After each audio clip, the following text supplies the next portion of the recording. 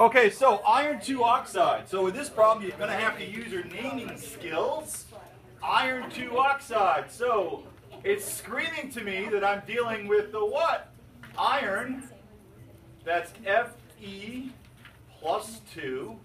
By ending in IVE, it's telling me it's binary, which means I'm dealing with just oxygen. And looking up its charge, it's only -2. And of course, I'm getting this from the reference table as well. So this is ionic. We need 1 iron for 1 oxygen. The chemical formula clearly is FeO, and bingo was his name O. So FeO, which by the way is the form of rust, the one form of rust, iron oxide. Now, I want the percent by mass of what?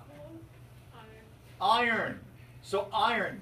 Now, I don't have any mass. I don't have a sample. But I know because it's a percentage, if I was to have a gram or 100 grams or a kilogram, it will not matter. It must, if it's pure, be the same percentage as any value. So I pick a value. Guess what? I pick a mole. When in doubt, pick a mole. Because I know that I got the periodic table to give me. So I've got a mole of iron oxide. Let's go find it. Let's go find the total. So I have 1 Fe, 1 times the atomic mass of iron, which is 56. Okay? And I've been doing this a large part of my life, so I know iron is 56 grams. And then we have 1 oxygen. Now, let me make this clear. This is not O2. This is a mole of oxygen, so it stays 16. 1 times 16.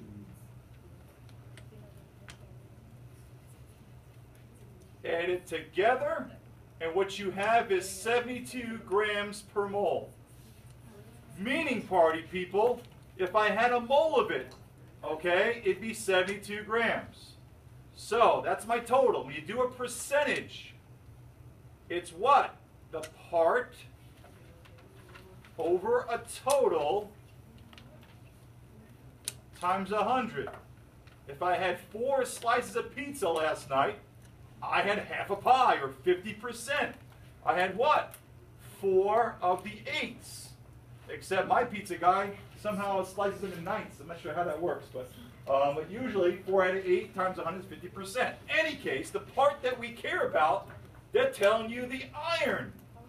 So 56 over the total 72 times 100 gives me what?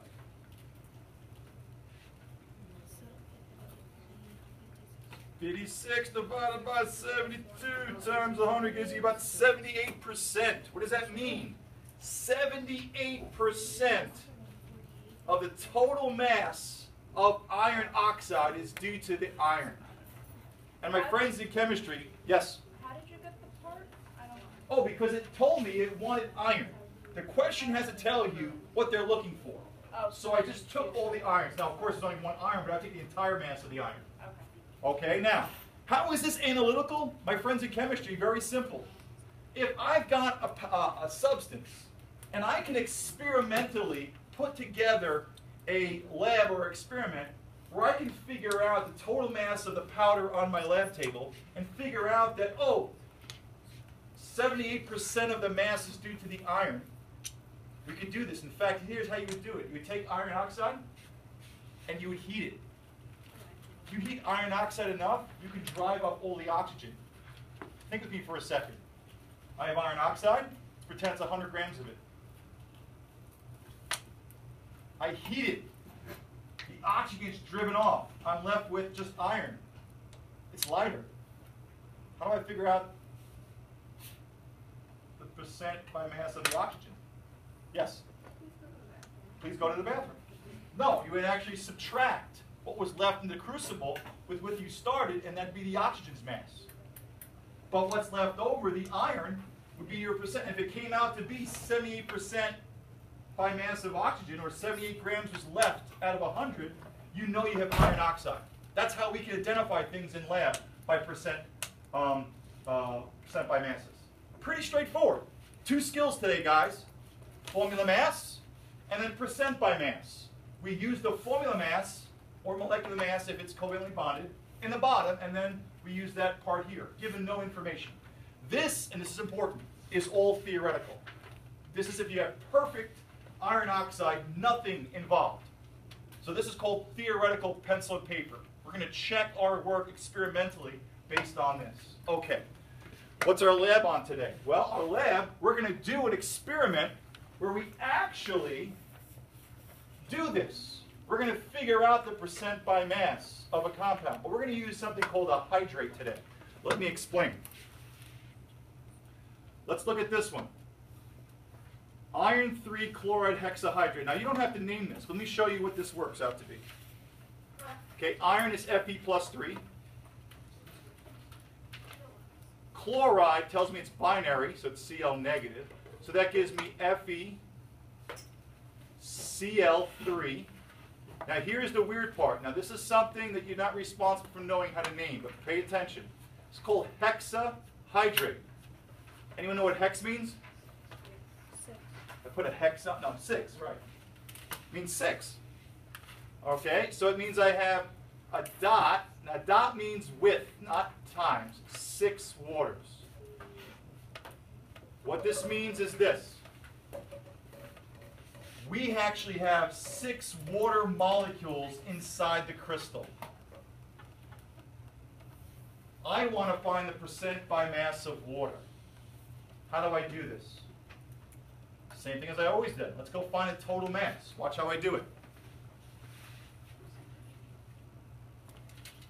Maybe. Watch how I do it. Okay? I'm going to start up here. Okay, now, I'm going to take 1 iron, 1 times 56, that gives me 56. I have 3 chlorines, 3 times the what? That's 35.5. So we'll use, you can use 36, it doesn't matter to me. What's 3 times 36? 108. 108, cool. And then look, we got 6 waters. But let me tell you something, party people. Let me tell you something. It's always about the water. I know how many H's. Oh, no. 12 and then 6 O's, correct? But instead of doing 12 O's and 12 H's and 6 O's, keep the water together. It's an easier way to do it because I'm after the water. Let me show you. What's the mass of 1 mole of water? Just one of these. 1 O is what? 1 O is, oxygen is 16, each H is 1, so 2 plus 16 is 18, right? Cool. That's one you should know. If you go to a formula mass party, you get to memorize stuff like sodium chloride is 58, carbon dioxide is 44, water is 18. If you're really cool, you go to these parties. Glucose is 180. Come on, guys. All right. You're not going to parties, I guess. You have to go to the right parties. Now, so how many waters do I have? 6. I have 6 H2Os. So that's 6 times 18. What is that, party people? Who knows their 18 times tables? 108. Is it? Yeah. Okay. Add this together. What do you get for a total mass? Not 108. I wasn't going to believe that one that time. So, what do we got? 272. 272. Now, my friends in chemistry, that's a total. So that's a total. And what's the part I'm looking for? Right, the water. You see why I kept the water together? If you didn't keep the water together, you'd have to add up the H's and O's. So I'm adding up all the water times 100. Going backwards, I shouldn't do. What's the percentage? Like 40-something percent? 48? 40. So about 40% of the entire hydrate is due to water. So this is the hardest one I can give you. Now, I will not give you a hydrate by its name. But if I give you its formula, understand, this is with 6 water. So we have water inside the crystal. turn to your lab today.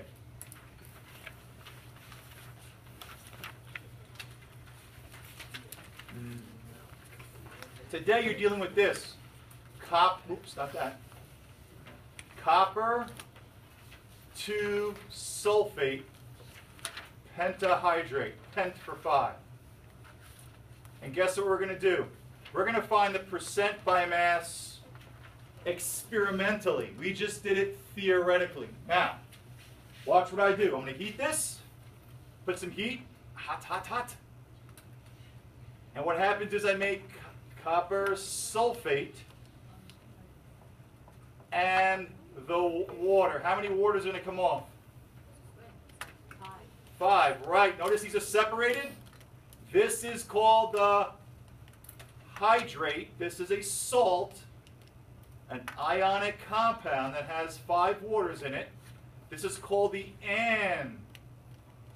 anhydrate. This is the dried compound. So here's what you're going to do. You're going to take these cute little crucibles. They're called a crucible. If you read the book, The Crucible. Crucibles are porcelain little containers where we heat to drive things off. You're going to take a crucible, okay? And what we're going to do is, you're going to put a little bit of the blue copper sulfate. Copper sulfate's blue because of a transitional element next to the water, okay? So few crystals of copper sulfate. So mass out the cover and the container dry. Add a few crystals of copper sulfate pentahydrate. Okay, mass it again. You subtract that gives you the mass of the copper. Cool. Okay, you're going to put that on a hot plate. And you're going to heat it. Put the cover on. The reason why the cover is on is there is water locked in the crystal. That water is going to explode out of the crystal, and it could splatter some salt out. So the cover is on. Check it. It's going to be all white at some point. No, it really will be it's going to be all white. Okay? It'll turn colorless or it'll turn white as you drive the water off. When it goes all white, you're going to mass it again. You're going to heat it one more time and keep massing and reheating until the mass stays constant so you know you've driven off all the water. After you're done, you'll have this mass. When you subtract these two masses, what are you going to get? The water missing. Take the mass of this water, divide by your mass, you tell hydrate, that's your experimental percent by mass. While you're waiting for this to heat, party people, you should do number, I believe, 9, the theoretical, what you're supposed to get by pencil and paper like we just did. Ready, set, go. Turn on your hot plates. Gotta move, gotta move, gotta move. Someone should grab the crucible and mass it out right away.